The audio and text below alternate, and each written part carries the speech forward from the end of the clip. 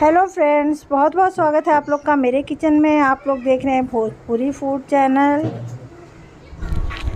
पपीता हमारे शरीर के लिए बहुत ही फ़ायदेमंद होता है और इसके गुणों से सबको वाकिफ़ है, लेकिन आज हम लोग बात करेंगे कच्चे पपीते के बारे में, क्योंकि इसके बारे में बहुत लोग नहीं जानते हैं।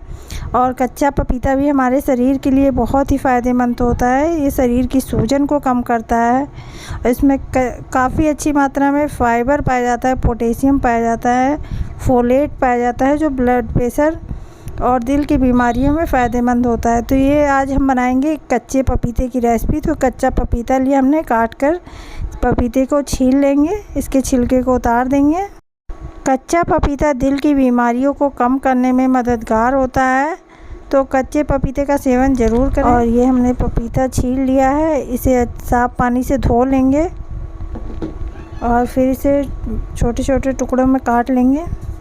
ये रेसिपी बहुत ही जल्दी बनकर तैयार हो जाती है और खाने में बहुत ही स्वादिष्ट होती है और बहुत ही सेहतमंद भी होती है। और अगर आपको कब्ज़ की समस्या है तो कब्ज़ भी ठीक होता है इससे। कोई भी एक बर्तन ले लीजिए। मैंने ये प्रेशर कुकर लिया है, उसमें तेल डाला है। कोई भी आप तेल डाल सकते हैं जो आपको पसंद हो। और तेल को थोड़ा सा गर्म हो जाने देंगे।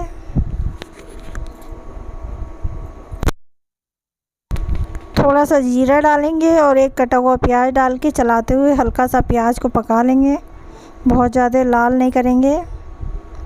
और कटा हुआ हमने पपीता रखा है, पपीता डालेंगे और चलाते हुए मिक्स कर देंगे। एक कटा हुआ छोटा टमाटर डाला है। कच्चा पपीता पेट साफ़ करने में मददगार होता है और हाई कोलेस्ट्रॉल को कम करने में मददगार होता है। तो कच्चे पपीता का सेवन ज़रूर करें। पेट की कई बीमारियां इससे ख़त्म होती हैं, ठीक हो जाती हैं। थोड़ा सा हल्दी डालेंगे, नमक डालेंगे और पिसी मिर्च डाला है और थोड़ा सा सब्ज़ी मसाला डालेंगे और चलाते हुए सारी चीज़ों को मिक्स करेंगे और थोड़ा सा पानी का छींटा देंगे। पानी नहीं डाला है, थोड़ा सा छींटा देंगे और चलाते हुए मिक्स कर देंगे।